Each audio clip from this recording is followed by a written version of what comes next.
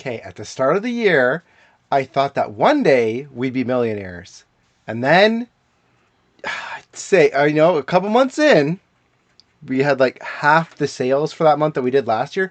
And I'm like, oh, well, you know, it was a good month last year. That's what happened. But oh gosh, stuff went downhill. Keep watching to find out what happened.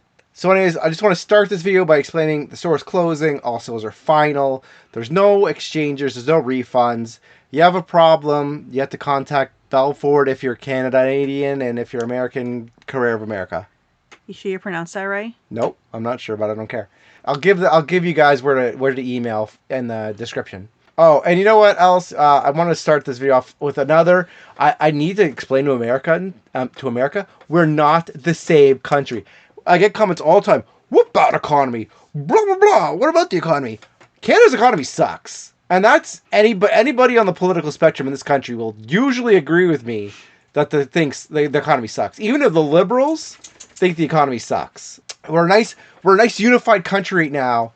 That the current government is not good at the economy. Doesn't really matter if you support them or not. Most people are going to say, yeah, the current government has really mismanaged this economy. Now, despite that, you and I were balling. Like, we were balling. We're dancing around. We're selling a bunch of stuff. We're growing every year. It didn't matter about the economy. And I knew that there's some red flags that had happened that I am going to explain. But I did know that one day we're going to have to pay the piper. I'm like, this is going to affect us someday. This is the biggest problem. This is the one, I'd say half of the reason we closed was because of this. Last year, we had made like enough money that after expenses and everything, it was like I had worked a part-time job. And that might seem low, but keep in mind, that's not including the ad revenue. It wasn't including sponsorships.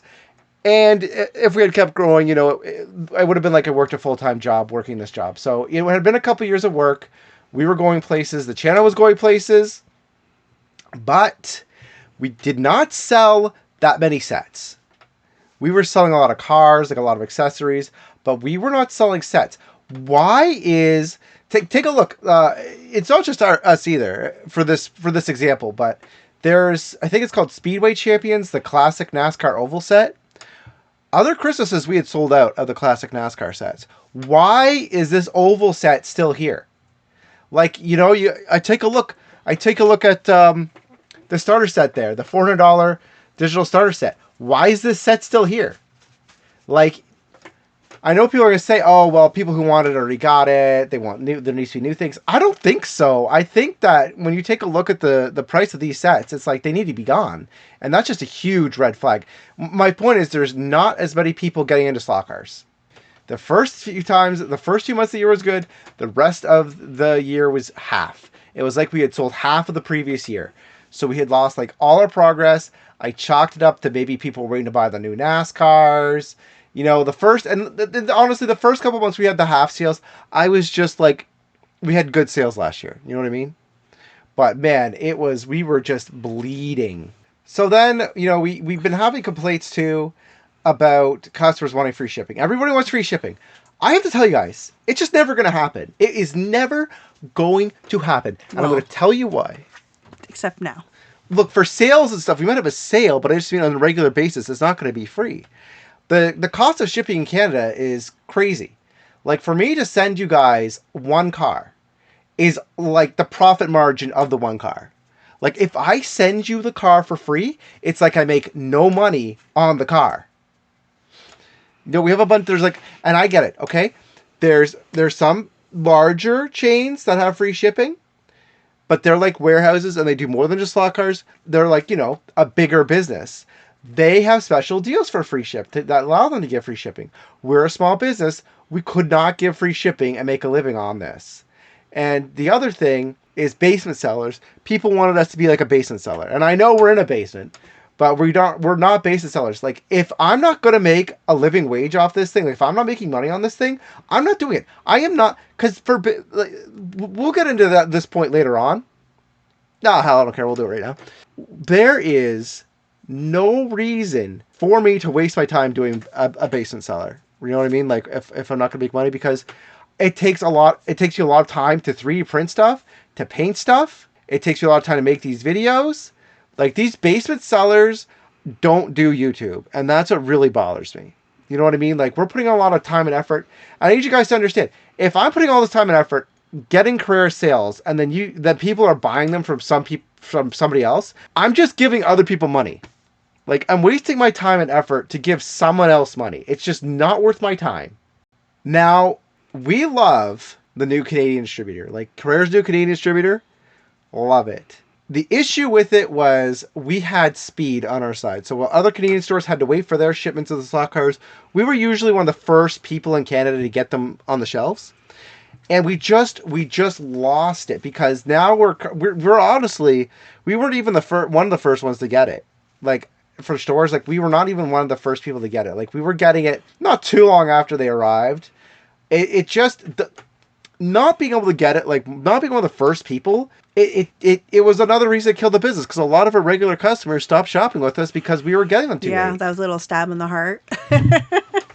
And like I said, like, fair enough. Honestly, before we continue on, I need people to understand here that it was a good thing we closed, because there was a lot of other disasters that happened. So I don't want you guys thinking I'm salty or angry at anybody, because honestly, you know, between Trump getting elected, Trudeau not stepping down, and Canada Post going on strike, it was going to be bleak. Multifaceted. It's not even those three things. It's more than that. It's just so much. Well, we're going to keep going down here now, but I just want people to understand, like, don't feel guilty for buying from someone else, because I understand why you did. Like, you were here for speed, and we lost that. Like, we lost that ability, and that's what you were shopping for. That's beyond everybody's control, and that's perfectly fine. Okay, so here is what I was talking about before with price being an issue. Guys, I need my trolls here to listen for a second here. At $25 flat rate shipping and $400 for that starter set, that's only $425, like, plus tax, obviously, for a starter set. Like, that is practically giving it away. The video review we have of this starter set is at 10K views, maybe more. If we can't sell a budget set for $425, if you're American, it was like $30 Canadian shipping, or $430 Canadian plus tax, like I said.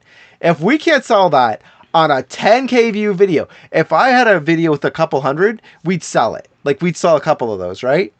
We're talking 10K here. That's how bad the set situation is right now. It's just not going to happen. Like, it is not going to happen. It's mind-boggling to me how bad that is. Like, that's as good. Those views were as good as some of Career's official YouTube. Like, we're a single store, and we're not.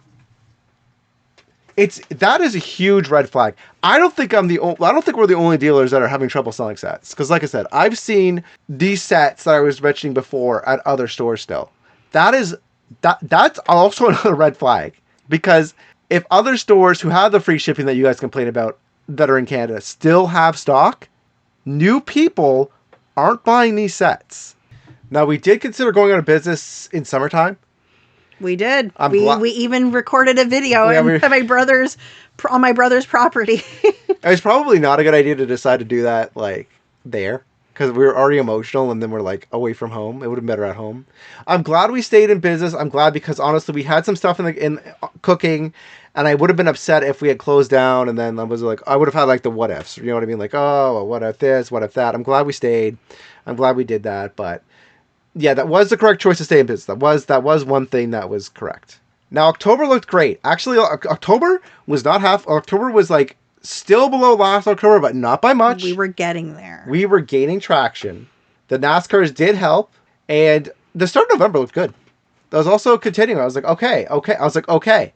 Like, we had a rough year, but, you know, Christmas is around the corner. People feel like spending again. We're good. And then Donald Trump got elected and killed it. Now, we like Trump. I like Trump anyways. I'm pretty... Guys, we're going into business. I'll be honest with you, okay? The thing is, though, when you're talking about threatening tariffs, it doesn't matter about how much free money you're getting.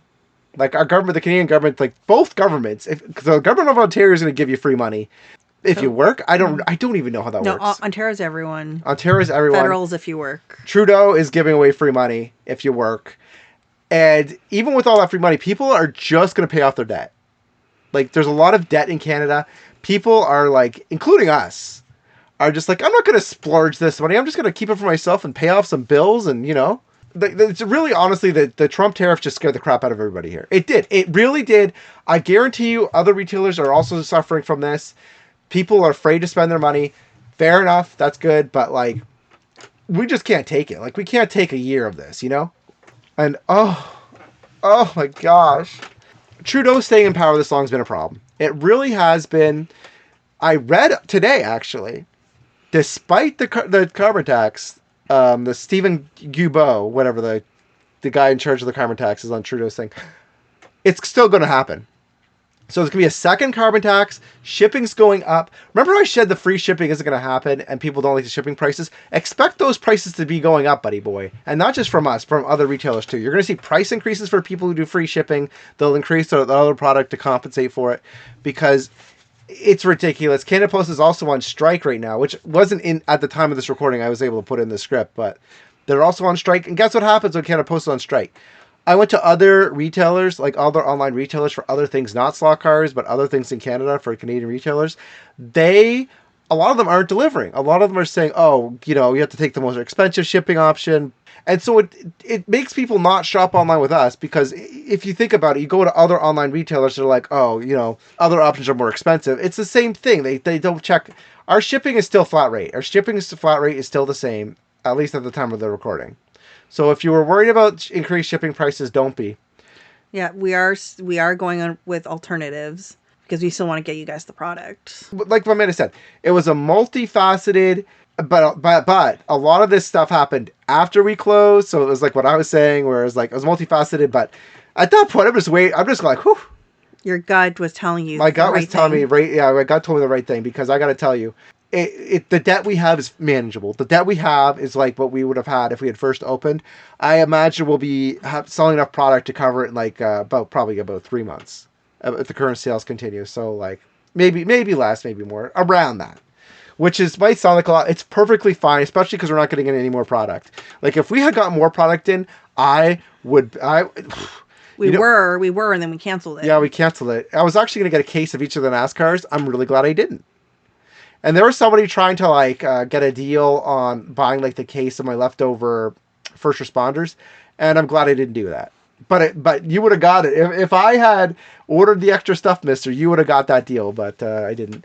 We actually sold some after you had offered that, and I said no. So I made the right choice there too. Okay, so here are some of the minor things that had happened. The flea market died. So the market that we were in, the thing is, ghost town. Here's the thing. I see where they were coming from. Zombies. I see where they were coming from business-wise because there's been a lot of expensive stores opening up in the market, like a lot of expensive booths. Like there was the Retro Play Games. That's my friend that you've seen advertised once in a while. Sunday Slotcars. So these guys who are managing the management property, and this is just my theory, okay, I'm not claiming this is fact, probably looked at that and they're like, look at how much rent is every other place in this area. We're on like the waterfront area. And then look how little we're charging rent for the market. And then look at all these vendors selling these like $1,000 things. You know what I mean? So they were like, we need to get a bigger cut of that. We want a cut of that. They raised the rent. And you know what happened? The flea market didn't get new vendors. And because it's not getting new vendors, people just looked at all these empty booths that were constantly there. There was huge chunks of the market not being rented out. And they're like, oh, you guys are closing down, huh? Oh, you guys. And honestly, they're right. Like, the market was dead. And this has been in progress for like the last 2 years because it was 2 years ago when they increased it. Yeah. And it's just we've been losing more and more foot traffic, like, since the start of those 2 years. Like, because there's no new vendors in, there's not new stuff. People don't want to come see the same old stuff because there's just like less stuff from a lot of people. You know what I mean? Like, there's nothing to see. It would have been easier for us to sell sets if we could have had people try them. Like that's kind of like why Career doesn't like to do online stores, is because you want people to see the slot cars working. Now, Amanda, here's another reason the market died. Why would all of a sudden a lot of businesses downtown start to fail? Is it because of the new campground the city let open up? Again, I don't know if I would say they let it open. Well, I think what happened is because people were not escorted off the property in a timely fashion, that they got rights to live in their tents. Right. So we should talk to a professional. How long have you managed property for? So you've managed property and have done legal work for property. Like, how long was that for? Like 12 years. Right. So you're like an expert. So in your expert opinion, it was the city. Because the city likes to say it's Doug Ford. Who is at fault? Is it Doug Ford or is it City of Starter? Who is at fault for the tent city? So actually, I want to say it's first the police, because the police should have been escorting them off the property, to the city, because then they still didn't act fast enough either. Okay. Good job. I'm glad we could agree it's not Doug Ford's responsibility to solve a problem we've had since the beginning of civilization. And it's a little cuckoo to think it is, okay? No. You guys let it happen. It's your fault. So again, the way that that's affected downtown is that there is a lot of homeless going through the businesses on drugs. And it's not even safe. And guys, people in wintertime last year were camping in the freaking doorways of businesses because the businesses were had a pushed in doorway, so there's the building surrounded it, right? So you had concrete. I'm sure a lot of people know that and is the door. Understand that, yeah. No, a lot of people probably don't who are watching this video. There are definitely some people who don't understand. They were camped in there. I am not at all a fearful person, but even I'm I don't want to walk here. I'm it's the freaking anybody could jump into these tents and attack me. And yeah, there's fights and stuff that happen downtown and by the library and everything. There's assaults. Yeah. It is not a good area to walk in. This is what made us close early, because we were going to close at the end of November. I just closed right when this happened. Someone had passed out OD. I'm not going to say OD. Somebody passed out in the men's washroom at the market. Now, we had people passing on the market all the freaking time. And this last time, I realized I was coping. I'm we shouldn't have kids around here. We just need to close this right now. There is no reason for us to be open anymore. Our sales have been sucking. They haven't been turning around. I have people passing out in the freaking bathrooms. And I wasn't, okay, ask Amanda. When I was talking about how I was coping and ignoring the problem, I had to start coming home to use the washroom. He'd cover up the whole track. I was I'm just going to go home and go to the washroom and then go back to the market. And I'm then that one day, I'm just man, I'm what am I doing with my life? And you're also asked to help. So. Yeah, they asked me, the market's can you get this guy out of here? And I'm no. I'm not trained for this. They call the ambulance or the police. That's their freaking job. I'm not doing. You think I get an HIV needle stabbed in me over this? No way. Yeah, I just left after that. I was good luck. Had the downtown area, or is it downtown or uptown? That's downtown. Had the downtown area kept in better shape, we still might be in business. We only needed that little bit extra sales every month. You know what I mean? If we had stayed above the halfway mark of last year, I would have been fine. I would have okay. The thing is, guys, like I was saying before, though, when you have Trump get elected, talk about tariffs, and then you have Trudeau still in power, and then there wasn't an early election. I don't believe Pierre Poilievre has this magic economy one that he's going to be able to wave around. It was going to take him some time to turn things around. So asking us to stay in business when we already had a rough year for the last 2 years, right? And then, let's be honest, a lot of you guys who stopped shopping with me, you weren't coming back. When the economy got better, where you're shopping now, we're shoppers of habit, we're people of habit, you're going to stay with. I would have had to rebuild everything, and then you take a look at the fact that sets weren't selling. Even when we were at our peak, the sets weren't selling. It's where's the future here? There's no hope. I just feel there was no hope. There was no hope. Let's say we did get everything back up. Let's say we hyped up Slotcars, we started selling sets again. Wouldn't the same thing just happen? When the economy gets bad, would not so many people just abandon us again, and then we would, you know what I mean? If that was our peak, if last year was our peak, where I was only making a part-time wage income, what are we building this for?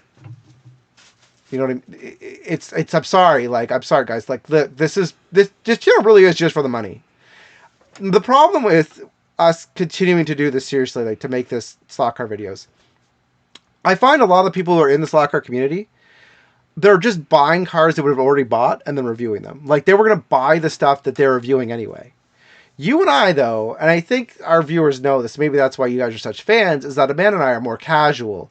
Like, we care more about like track designs, setting up like new dioramas and scenery and everything, and filming that, and then doing the simpler how-to videos and everything. Like, we weren't interested in reviewing individual slot cars and like completely analyzing them or talking about getting faster slot car times or We getting into are the technical stuff. we are not technical. No, we weren't. And so we weren't really buying that many slot cars. Like, next year, my purchase, I plan just to purchase 2, and that's 2 more of the new NASCARs. Whatever.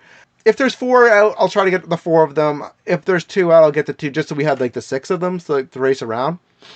But I'm by no means going to be like collecting a bunch of different things. And that's really the problem. We're just not going to have enough to want to continue the channel. And the ad revenue we get from this channel isn't worth it.